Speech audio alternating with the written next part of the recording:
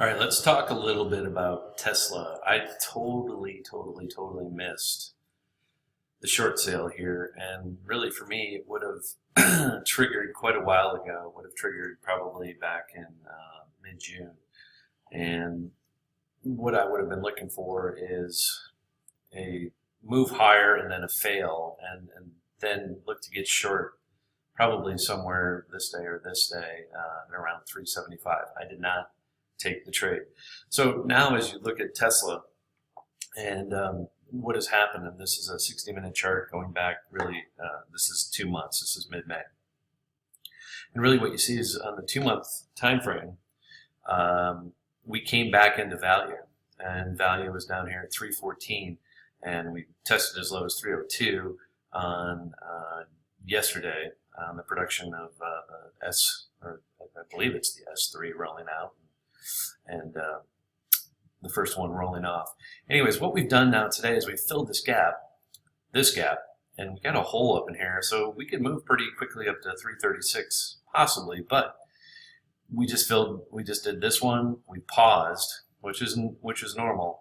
But if you get up into, if you're able to close over 327 today, then it'll probably run up to 337, so you get another $10 higher. So there's a lot of ways that I want to point out to trade something like this. This also was a good double bottom here, which matches up with the value zone. So people were interested in picking it up at 300 again. Doesn't mean it's going to go back to 388 at all, but this is something that you have to, depending on your time frame and how you want to trade it, there's a number of ways you can trade it. If you look at it from the 60-minute chart, again, there's a hole here, there's a hole here, and you can see all these gaps. We had a gap down here, we had a gap down here, and so we filled one of them.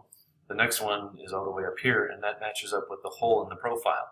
So I point this out just to say that profile works in any asset class, and I'm not necessarily, I guess I would lean to the long side as long as we held 302 right now, but after a 10% move in one day, I'm not particularly interested in being long Tesla now that it filled this gap.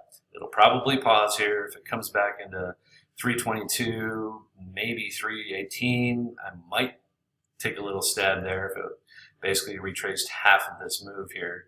So we've gone up, 24 points.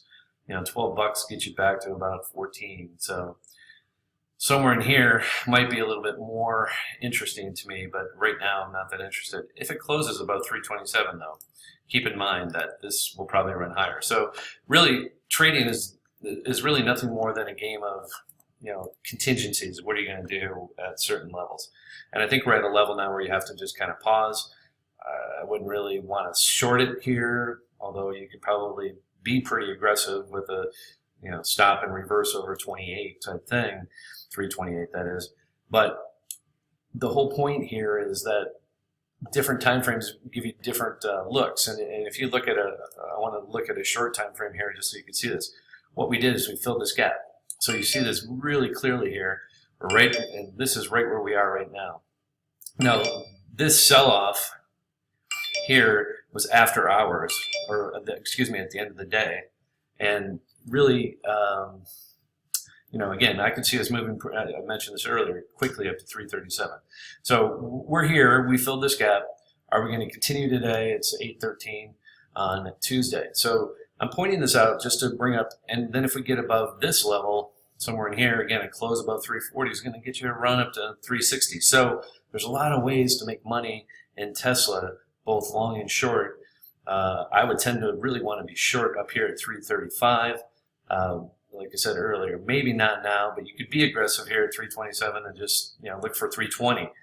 Just depends on your time frame. So that's why I wanted to bring up a couple different time frames and a couple different looks. If you look at the daily chart, this is a pretty, matter of fact, I would suggest that Tesla now is broken, and any rally. And interesting, we looked at the short-term charts, any rally back here to 335, I'd probably put it back on. So on the short side. So if I had been short from 370s down to 302, I would have taken profits. Now look for rallies 335 to 350 to sell. And until that trend changes, and again, next time we come down here, it probably won't be as generous. And as you look here on the daily chart, the point of control is still well below us down here at 200. So there's a lot of room, and this gives you some perspective on where this stock has come from this year. I mean, 2017 starts right here. 2017, we were trading right around 200. So that's back at value, which, by the way, this mirrors much of the entirety of the market. This is really how the market to me looks overall. You can pick a number of things. So just wanted to throw that out there today. Find contingencies, how you want to trade, look at different time frames, put the puzzles together, and place your risk profile in order and take a trade. All right. So Tesla, again, for me today, again, you could be very aggressive at 327, lose $1 to make 7, or you could look for a bigger move up to 335, 337, and then maybe begin your short. That's how I would look at it.